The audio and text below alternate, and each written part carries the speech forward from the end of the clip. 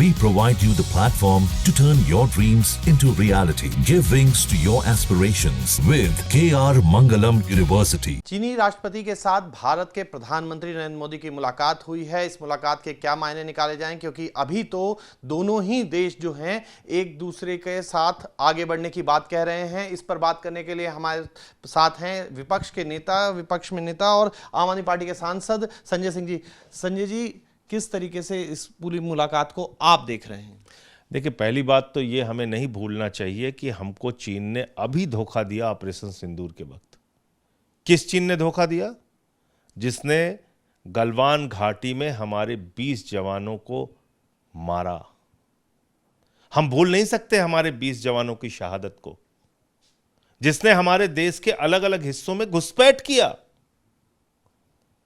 हम नहीं भूल सकते कि ऑपरेशन सिंदूर, जिसमें हमारी 26 बहनों के माथे के सिंदूर उजाड़े गए थे, उसके खिलाफ हमारी सरकार ने फैसला लिया था युद्ध का, लड़ाई का पाकिस्तान से। उसमें हथियार सप्लाई करने का काम चीन ने किया, ड्रोन सप्लाई करने का काम चीन ने किया, मिसाइल सप्लाई करने का काम चीन ने किया, संयुक्त राष्ट्र संघ में साथ देने का काम चीन ने किया। सीना ठोक के उनका राजदूत कह रहा है कि पाकिस्तान तो दरअसल आतंकवाद से पीड़ित देश है। हमने क्या नहीं किया चीन के लिए? भारत के प्रधानमंत्री ने साबरमती के किनारे झूला झुलाया, उनको झूला।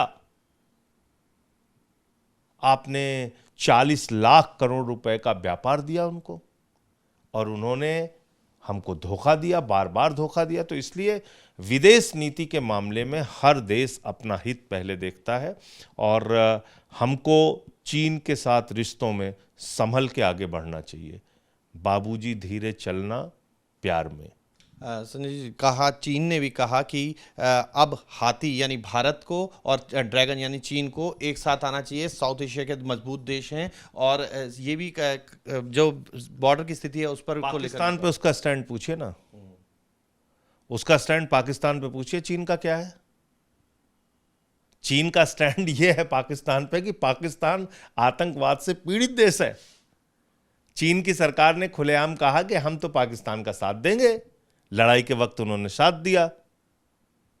अब पूरा देश का जो है मोदी भक्त और मोदी जी का जो समर्थक मीडिया है, अगर वो इस प्रकार से प्रचारित करना चाहेगा, गुणगान करना चाहेगा कि नहीं साहब, एक मुलाकात से सब कुछ बदल गया और पूरा हिंदुस्तान अब जय जिनपिंग करने लगे, तो ये मेरे ख्याल से देश के साथ धोखा कर रहे हैं ये लोग। आखिरी लेकिन महत्वपूर्ण सवाल है कि जिस वक्त ट्रंप जो है वो भारत को आंख दिखाने की कोशिश कर रहा, उस वक्त इस तरीके रिश्ते जी दबाव बनाने के लिए लगता नहीं कुछ। आप मुझे बताइए कि 144 करोड़ का देश भारत, दुनिया का सबसे बड़ा लोकतंत्र भारत, दुनिया की 5वीं सबसे बड़ी अर्थव्यवस्था भारत, दुनिया का सबसे बड़ा बाजार भारत। तो जिस देश को भारत में अपना व्यापार करना है, तो वो आपके सामने समझौते के लिए आए तो अपने हितों को आप आगे रखेंगे ना, कि वो जैसे नचाएगा आपको वैसे नाचते रहेंगे आप।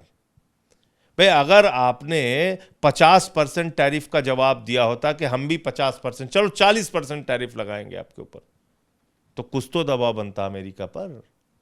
आपने कहा ठीक है हुजूर, आप 50% टैरिफ हमारे ऊपर लगा रहे हैं, हम 11% जो कपास पे टैरिफ है उसको घटा के 0 कर दे रहे हैं।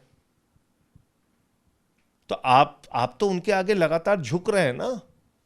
सीज फायर आपने उनके दबाव में कर दिया, जिसको सीना ठोक ठोक के कह रहा है, आप ट्रंप का नाम नहीं ले पा रहे हैं।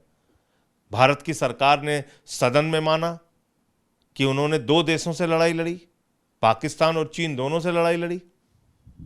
तो इसलिए विदेश नीति के मामले में, अलग अलग देशों के साथ रिश्ता बनाने के मामले में अब भारत को बहुत संभल के कदम रखना चाहिए। ये हो गले मिल गए, माला पहना लिया, फूल उड़ रहा है, इससे थोड़ी देश का हित होना है। इससे आपका चेहरा जरूर चमक सकता है, देश का हित क्या है? मैंने बताया तो आपको, किसी भाजपा के नेता से पूछिए, इसको इनकार कर दें। 40 लाख करोड़ रुपए 0 लगाते लगाते आप थक जाएंगे। 6 साल में हमने व्यापार दिया है चीन को, और उसने हमको धोखा दिया है। तो सांसद संजय सिंह, जो भारत के प्रधानमंत्री की चीन के राष्ट्रपति के साथ हुई मुलाकात पर अपनी राय रखते हुए और कहते हुए कि इन रिश्तों के लिए संभल कर चलना बेहद ज़्यादा ज़रूरी है। वीडियो जर्नलिस्ट अजय कुमार के साथ मोहित बख्शी, न्यूज़ नेशन, दिल्ली। जहाँ भक्ति है हर शब्द में, कथाओं में छुपे हैं दिव्य रहस्य और ज्योतिष देता है जीवन को दिशा। धर्म से जुड़ी हर बातों को जानने के लिए हमारे चैनल स्तुति को सब्सक्राइब करें। चैनल पर जाने के लिए इस लिंक पर क्लिक करें।